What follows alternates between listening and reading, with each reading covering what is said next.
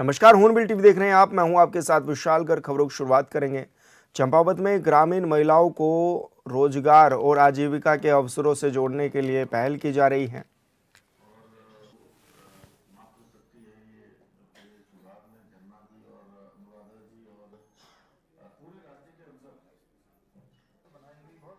उत्तराखंड में मुख्यमंत्री सशक्त बहना उत्सव योजना का भी शुभारंभ किया गया है। मुख्यमंत्री पुष्कर सिंह धामी ने सचिवालय से प्रदेश के सभी 95 विकासखंडों की महिला स्वयं सहायता समूह के सदस्यों से वर्चुअली संवाद किया और उनके स्वरोजगार की जानकारी भी ली है।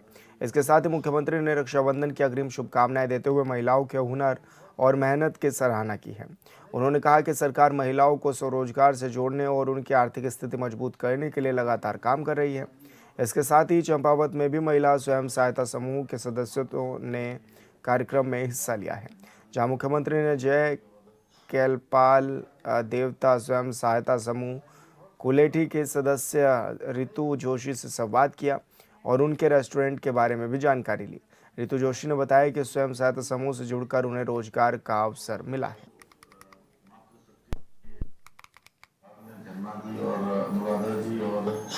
माननीय मुख्यमंत्री सशक्त बहना योजना जो है उसके संदर्भ में स्वयं सहायता समूह की जो हमारी महिलाएं हैं, क्लस्टर की महिलाएं हैं, इन सभी से लाइव रूप से चर्चा की गई।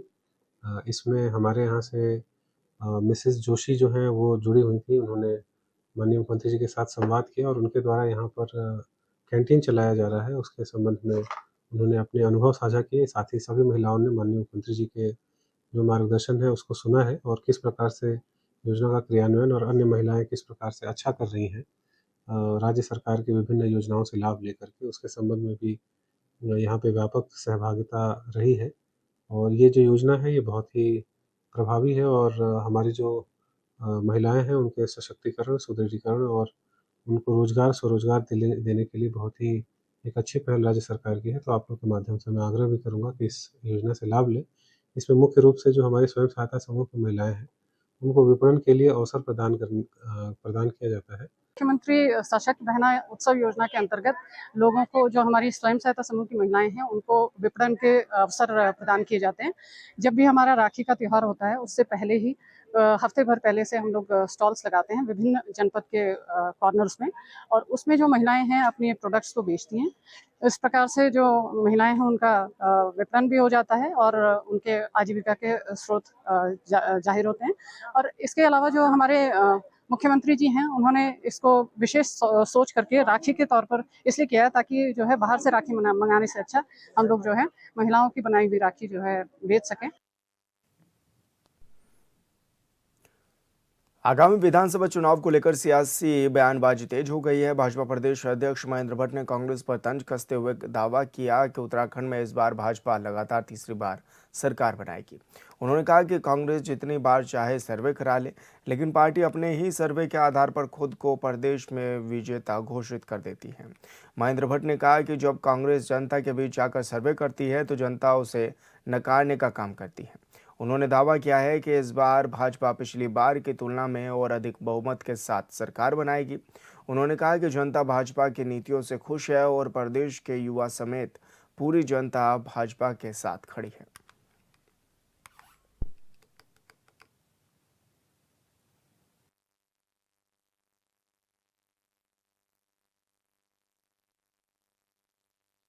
कांग्रेस पहली बार तो सर्वे करा नहीं रही है।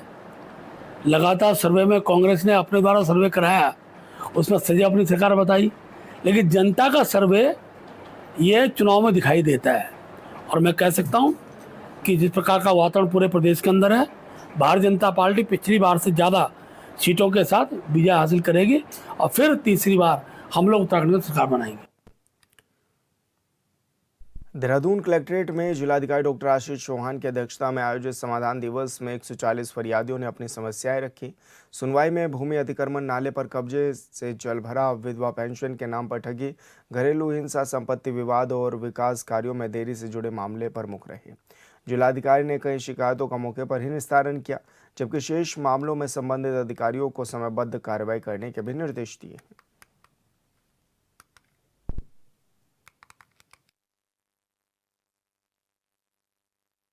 आज लगभग 140 शिकायतें हमें प्राप्त हुई समाधान दिवस के इस अवसर पे, और कई सारी शिकायतों के मौके पर निस्तारण के कार्य को भी किया गया है। और मेन अगर हम बात करें तो लैंड से रिलेटेड डिस्प्यूट जो जनरली रहते हैं उनका नंबर अभी कंपैरेटिवली कम है, और दूसरे डिपार्टमेंटल इश्यूज़ भी जल संस्थान से रिलेटेड, या अगर बात करें हम जिसमें फॉरेस्ट से रिलेटेड भी कुछ एक इश्यूज़ आए हैं, तो इस तरीके से मल्टीपल डिपार्टमेंट के इश्यूज़ हम लोगों ने आज एड्रेस किए।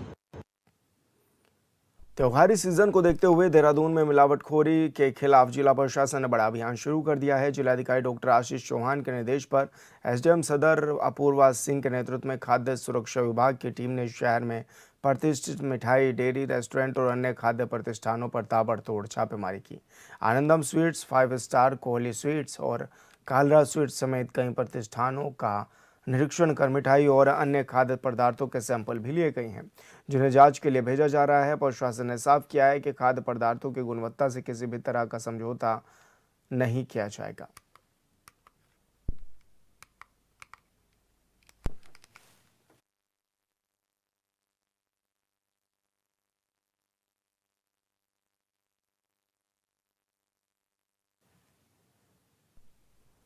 चंपावत में लोहाघाट महाविद्यालय के विभिन्न समस्याओं को लेकर 8 दिनों से चल रहा आंदोलन अब और भी ज्यादा उग्र रूप लेने लगा है। एबीवीपी के लोगों ने भूख हड़ताल शुरू कर दी है। आक्रोशित छात्र नेता शिखर वर्मा के नेतृत्व में छात्रों ने महाविद्यालय की छत पर चढ़कर आत्महत्या की चेतावनी दे डाली है। आनंद फानन में तहसीलदार लोहाघाट मोहिद्दीन पुलिस बल के साथ महाविद्यालय पहुंचे। प्रभारी प्राचार्य डॉक्टर दीपा सिंह और तहसीलदार ने छात्र नेताओं को समझाने का भरपूर प्रयास किया, लेकिन छात्र नेताओं ने कहा जब तक विश्वविद्यालय प्रशासन लिखित आश्वासन नहीं देता है तब तक छात्र छत से नीचे नहीं उतरेंगे।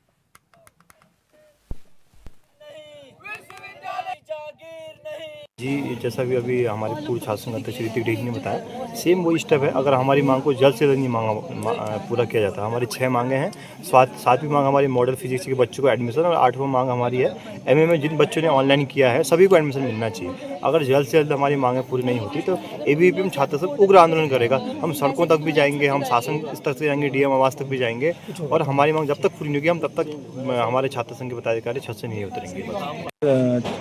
छात्रों की कुछ समस्याएं हैं जो यूनिवर्सिटी स्तर की हैं, तो इसको लेके ये छात्र धरना दे रहे थे। इनमें से कुछ छात्र जो कॉलेज की छत पर चढ़ गए हैं, तो इस संबंध में इनको समझाया जा रहा है, वार्ता की जा रही है। जो भी इनकी समस्याएं हैं, प्राचार्य मैडम मेरे साथ खड़ी हुई हैं, उन्होंने सारे लेटर जो यूनिवर्सिटी को लिखे हैं इस संबंध में।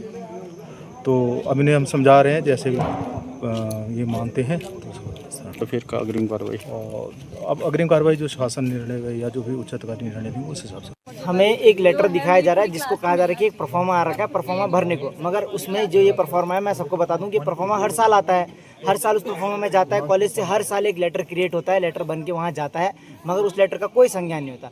तो सिर्फ मैं इतना ही कहना चाहूँगा, ना हमारे छात्र नीचे आएंगे, ना हम अपनी भूख हड़ताल छोड़ेंगे। हमारा आंदोलन यूं का यूं ही चलता रहेगा जब तक हमारी मांगें पूरी नहीं होती, क्योंकि ये छात्र हितों की बात है, और छात्र हितों के लिए विद्यार्थी परिषद खड़ा था, खड़ा है और खड़ा रहेगा। मांगें नहीं मानी गई तो क्या कहते हैं, फिर हमें अगर रोड में सड़कों में उतरेंगे और हमें जो करना पड़ेगा हम करेंगे, जो भी हमें करना पड़ेगा। मांगे तो माननी है, क्योंकि हम लोग के हाथ में जितना है, जितना हमारे को अलाउ करती है हमारी जितनी पावर है, उस हिसाब से हम लोगों ने एक ज्ञापन भेज दिया है। अभी मेल भेजा गया है जो इन्होंने एमए सोशियोलॉजी, साइकोलॉजी, एजुकेशन और हिस्ट्री में कार्य करने के लिए कहा है, उसका मेल यहाँ से जा चुका है। जो हमारे पास एसेट्स हैं उसकी डिटेल जा चुकी है। फिर इनका जो एक था कि बीएससी 6 सेमेस्टर में इनके काफ़ी बच्चों की जो बैक आई थी, उससे रिलेटेड भी हम लोगों ने वहाँ से आरटीआई की डिटेल मंगवा ली है। कुछ बच्चों की कॉपीज़ आज या कल में आ जाएगी, और बाकियों की भी विद इन अ वीक यहाँ पे सारी कॉपीज़ डिस्पैच हो जाएगी। इनको समझाएंगे नीचे उतारने का, प्रशासन के लोग हैं हम सब मिलके, क्योंकि हम लोग तो इनके फेवर में ही है कि जो भी इनके डिमांड्स है वो हमारे हाथ से जितना हो सकता है, क्योंकि हम लोग भी एम्प्लॉई हैं, हमारे हाथ में और संवाददाता लक्ष्मण हमारे साथ फोन लाइन पर जुड़ गए हैं। लक्ष्मण, क्या कुछ मांगे अभी छात्रों की हैं, और अभी क्या छत पर ही चढ़े हुए हैं छात्र या वापस उतर गए हैं? जी, मैं बताना चाहूँगा, जो चंपावत जिले का लोहाघाट महाविद्यालय था, वहाँ एबीवीपी छात्र संगठन और एनएसयूआई महाविद्यालय की जो विभिन्न समस्याएं उनको लेकर जो है धरना दे रहे हैं, भूख हड़ताल कर रहे हैं। तो जब विश्वविद्यालय प्रशासन के द्वारा उनकी सुध नहीं ली गई तो एबीवीपी और छात्र संगठन के जो नेता थे वो महाविद्यालय की छत पर चढ़ गया और वहां से आत्मदाह की उनके द्वारा धमकी दी गई, जिसके बाद प्रशासन की टीम मौके पर पहुंची। लेकिन छात्रों ने साफ स्पष्ट किया कि जब तक उनकी मांगे नहीं मानी जाएंगी वो छत से नहीं उतरेंगे। तो बाद में जो भाजपा जिला अध्यक्ष हैं चंपावत गोविंद सामंत मौके पर पहुंचे और उनके द्वारा छात्रों को आश्वासन दिया गया कि जो 27 अगस्त को मुख्यमंत्री का दौरा चंपावत का होने जा रहा है, वहां उनकी मांगों को लेकर मुख्यमंत्री जी से उनकी मुलाकात करवाएंगे। तब जाकर जो है छात्र नेता लगभग 5 घंटे बाद महाविद्यालय की छत से सुरक्षित नीचे उतर आए, लेकिन आंदोलन जारी है। जी बिल्कुल लक्ष्मण, बहुत शुक्रिया आपका तमाम जानकारी साझा करने के लिए। मुख्यमंत्री पुष्कर सिंह धामी के निर्देशों के क्रम में कलेक्ट्रेट सभागार में जिलाधिकारी मनीष कुमार की अध्यक्षता में जनता मिलन कार्यक्रम आयोजित किया गया। जिलाधिकारी ने जिले के विभिन्न क्षेत्रों से पहुंचे फरियादियों की समस्याएं सुनी और संबंधित अधिकारियों को उनके त्वरित समाधान के निर्देश भी दिए। कार्यक्रम में 200 से अधिक आवेदन और शिकायतें प्राप्त हुई। इसमें रोजगार, किसान सम्मान निधि, सड़क, बिजली, पेयजल, भूमि, आर्थिक सहायता, सुरक्षा दीवार, सोलर, स्ट्रीट लाइट और पूर्ति विभाग से जुड़े मामले प्रमुख रहे। जिलाधिकारी ने अधिकारियों को सभी प्रकरण का समयबद्ध, गुणवत्तापूर्वक और पारदर्शी निस्तारण सुनिश्चित करने के निर्देश दिए।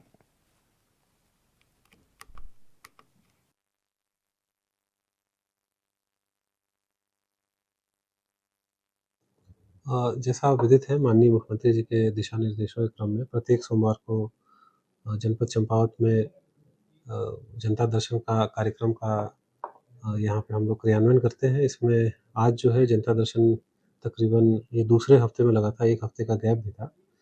तो उसके दृष्टिगत यहाँ पे जो है लगभग 200 से अधिक जो है हमें पत्र प्राप्त हुए, जिसमें लगभग 50 पत्र जो हैं वो सोलर लाइटों के लिए प्राप्त हुए थे और अन्य जो है समसामयिक जो इश्यूज़ है और मांगे हैं उसके संबंध में था, जिसमें मुख्य रूप से सड़क, बिजली, पेयजल, जो गृह है, प्रधानमंत्री आवास योजना और 1-2 केसेस जो पुलिस से संबंधित है, जांच से संबंधित है उसका, और साथ ही राशन कार्ड, आधार कार्ड का निर्माण, परिवार रजिस्टर में नाम का पृथकीकरण, इस तरह से जो विषय है ये सभी आए हैं। इन सभी पे कार्यवाही भी की गई है। कुछ पेंशन के संबंध में भी था और जो प्रमाण पत्र बनते हैं, दिव्यांगता प्रमाण पत्र, उसके संबंध में भी कई लोगों की मांग जो है वो रही है। इन सभी पर सम्यक रूप से कार्रवाई करते हुए विभागों को अवगत किया गया है और इन सभी पे क्रियान्वयन करके इस पे रिपोर्ट जो है हम लोगों ने 1 सप्ताह में मांगा है। तो जो यहाँ की सम्मानित जनता है उनका इस कार्यक्रम के प्रति रुझान जो है वो बढ़ा है और उनको भरोसा इससे बढ़ा है। तो उस भरोसे के दृष्टिगत सभी विभागों को निर्देशित किया गया है कि जो प्रकरण से संबंधित है उसको तत्काल रूप से पूर्ण करें। लोहाघाट के बंतोली में देवदार का विशालकाय पेड़ अचानक टूटकर दुर्गा देवी मंदिर के भवन में जा गिरा। पेड़ गिरने से भवन को आंशिक रूप से नुकसान भी पहुंचा। पेड़ गिरने की सूचना ग्राम प्रधान ने प्रशासन को दी और ऐसे में ग्रामीणों ने प्रशासन से जल्द से जल्द भवन के ऊपर गिरे पेड़ को हटाने और भवन स्वामी को मकान में हुए नुकसान का मुआवजा देने की भी मांग की है।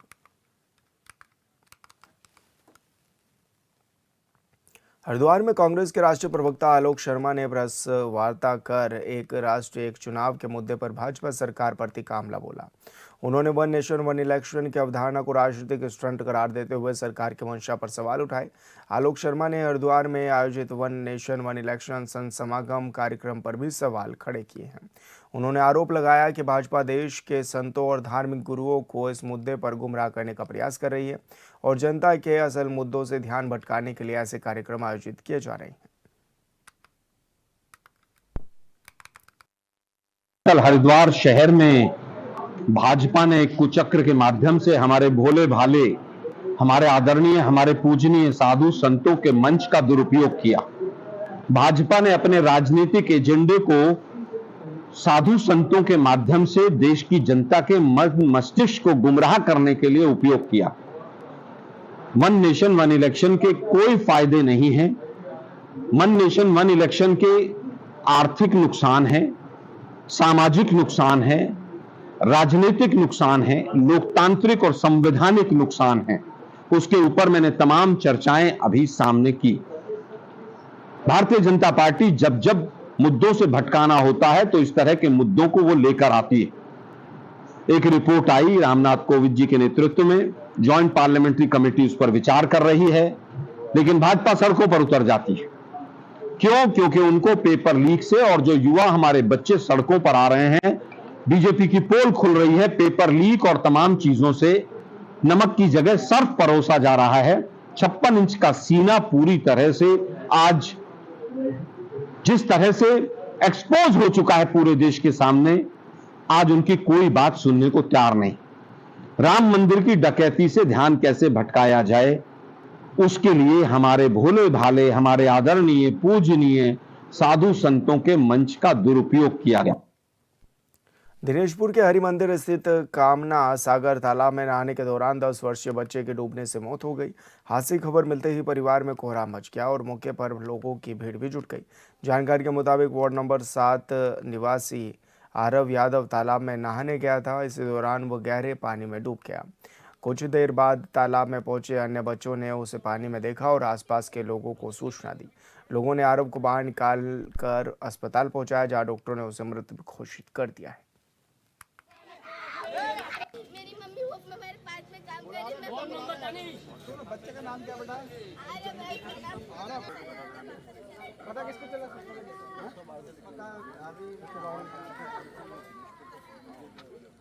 देखिए, ये कामना सागर है और मैं भी कभी कभार बरसात के समय जब तेज बारिश होती है घूमने इधर आता भी हूँ। आके देखता हूँ कि बच्चों को यहाँ नहा रहे हैं, उन्हें समझाता हूँ कि बच्चों बाहर निकलो, घर जाओ, लेकिन कहीं ना कहीं बच्चों को आनंद भी आता है।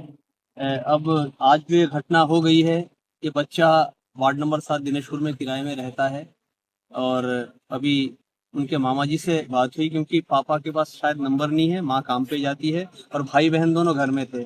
अब ये देखिए, कहीं ना कहीं माँ बाप की भी ये मजबूरी है कि उनको काम में बाहर जाना पड़ता है और बच्चा अकेले घर में था, तो वो आके इस समय नहा रहा था।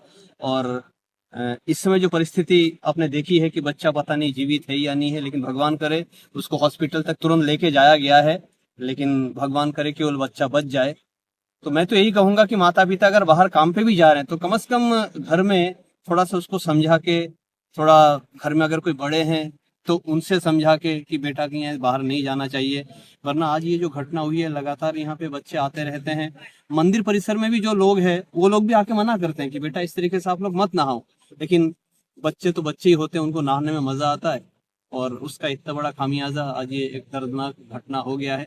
हमने देखा कि जब यहाँ तो बच्चे ना 3-4 बन नहा रहे थे और यहाँ पर कुछ भीड़ लग गया तो बच्चा खो गया, तो उन तीनों ने यहाँ पे उठा के रखा है। बाद में कि जब उन्होंने कहा तो 3 बच्चे उधर भाग गए। वो बाद में यहाँ तब तक लोग यहाँ भीड़ हो गया और 3-4 घंटे से मतलब ये यहाँ पर बेसुध पड़ा हुआ था। अभी आए हैं तो डॉक्टर बस ले गए बच्चे को, देखते हैं क्या होता है ले जाके। बीजेपी की सरकार महंगाई का मुद्दा उठाकर सत्ता में आई थी, लेकिन आज महंगाई चरम पर है और जनता परेशान है, तो कोई बोलने तक को तैयार नहीं है। महंगाई की मार झेल रहे आम आदमी की रसोई का बजट लगातार बिगड़ रहा है। चीनी के बाद अब प्याज के दामों में भी तेज उछाल देखने को मिल रहा है। एक महीने पहले तक 35 से 40 रुपए किलो बिकने वाला प्याज अब कई शहरों में 60 रुपए किलो तक पहुंच गया है।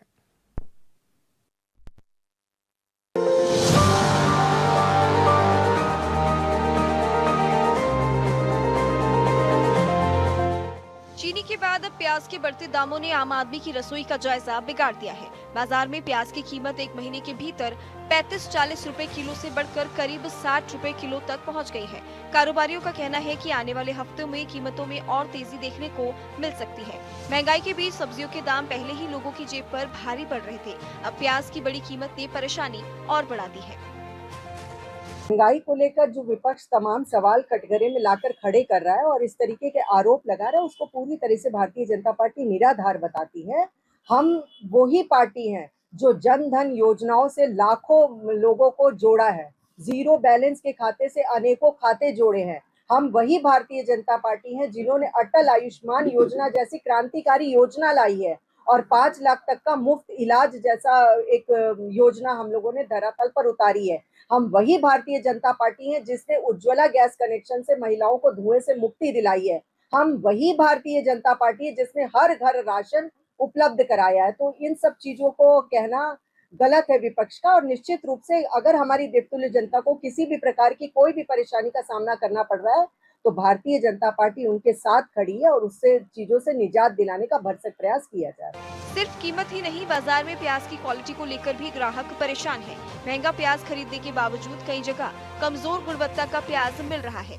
उपभोक्ताओं का कहना है कि रोजमर्रा की जरूरत की चीजों पे दाम लगातार बढ़ रहे हैं, जिससे महीने का बजट बिगड़ रहा है। पहले जो प्याज हर घर की रसोई में आसानी से पहुंच जाता था, अब उसकी कीमत भी सोच समझकर खरीदने पर मजबूर कर रही है। प्याज के साथ खुले बाजार और खुदरा दुकानों पर मिलने वाली कई जरूरी खाद्य वस्तुओं की कीमतों में भी बढ़ोतरी हुई है। उपभोक्ता मामले के आंकड़े के मुताबिक पिछले 5 महीनों में 16 प्रमुख खाद्य वस्तुओं में से 15 के दाम बढ़े हैं। सबसे ज्यादा असर दालों और खाद्य तेल की कीमतों में देखने को मिला है। विशेषज्ञों का कहना है कि दालों की कीमतों में तेजी की सबसे बड़ी वजह इस बार कमजोर और असमान मानसून है। जुलाई के अंत तक खरीद दालों का रकबा पिछले साल के करीब 7% कम रहा, जिससे उत्पादन घटने और आयात बढ़ने की आशंका से बाजार में कीमतें बढ़ी। अब अगस्त से शुरू हो रहे रक्षाबंधन, जन्माष्टमी, गणेश उत्सव, नवरात्र और दीपावली जैसे त्योहारों के दौरान दाल और खाद्य तेलों की मांग बढ़ने की संभावना है। अगर वैश्विक स्तर पर कीमतें और आयात लागत में नरमी नहीं आती है, तो इन दोनों कैटेगरी की कीमतों पर आगे भी दबाव बनने की आशंका दिख रही है। लेकिन 2014 के बाद जिस तरीके से महंगाई बेलगाम होती गई, आम उपभोक्ता वस्तुओं के दाम दिन दुगनी रात 4 गुनी गति से बढ़ते रहे, उससे देश की जनता सकते में है। और अब जिस तरीके से आने वाले समय में रक्षाबंधन का त्यौहार है, जन्माष्टमी का त्यौहार है, उससे पहले चीनी के दाम बेलगाम हो गए हैं। चीनी अब 65 रुपये को पार कर गई है, कहीं कहीं ये 70 रुपये के निशान से भी ऊपर पहुंच गई है। तो कैसे हिंदू जनमानस अपने तीज त्यौहार मना पाएगा, क्योंकि हिंदू जनमानस बिना मिठास के किसी त्यौहार की कल्पना भी नहीं कर सकता है। और जिस तरीके से आम जनता महंगाई की मार झेलने के लिए मजबूर है। 2014 में बीजेपी ने महंगाई को मुद्दा बनाया था और देश की जनता से 100 दिन में महंगाई कंट्रोल करने की बात कही थी। अब तीसरी बार भी केंद्र में सरकार बनने के बाद बीजेपी नेताओं की महंगाई पर सिर्फ दलीलें हैं। सच्चाई तो ये है कि 28 फरवरी से 3 अगस्त के बीच यानी करीब 5 महीने में जरूरी खाद्य वस्तुओं की कीमतों में बढ़ोतरी ने आम आदमी की चिंता बढ़ा दी है। महंगी होती दाल, तेल, चीनी, दूध और अब प्याज। सवाल यही है कि रसोई का बढ़ता खर्च आखिर आम आदमी परिवार कितना और संभालेगा।